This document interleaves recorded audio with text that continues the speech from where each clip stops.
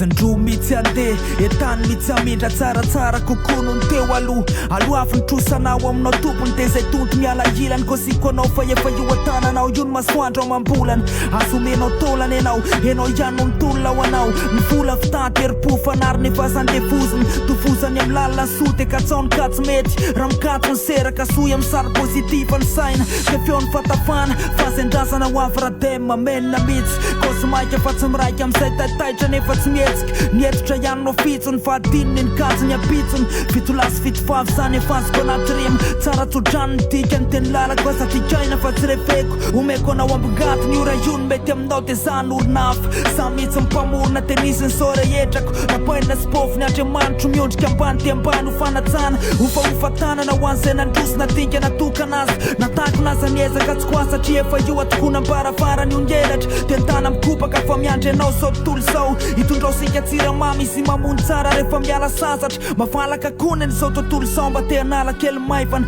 zay miavana tsy avana miavana nandoko ny lanitra sandrehetrany isorako niavo raha misy niavona tsankany miavana atao andory tsy koa ihany koa fa andretatsika boiara fotsiny ihany tepakanytsika mireplety ihany manambatra rima tsy tokony ho sarotra mihitsy ny fiainana fa isika ny makasarotra de eo anakasary sisano azo atao tena hositalaka maritaona ty aorina sandrehetrany stila tsy miaina fa manamaina n'izay manto zay mamainy tsofina nefa azo ataokony mitsoka ny andilam-bato de mampamangy ihany hanony masoa etony mahafinaritra etony faritra ifa fa nofinofy avy tsara ho an'izay mahafo nazo toerana foavy eny ambony aviavy ty aveny izy moto manipy fanafoto any matinika ny afioody odiky de miletra satria mifony poritra de hoe zay matoky indrisy ry afaka tsy mety mahavoaka pisy sarotra amikany tsy anoratra ohatrany somary nindramokely ty instaty fa mahafatifaty be loatra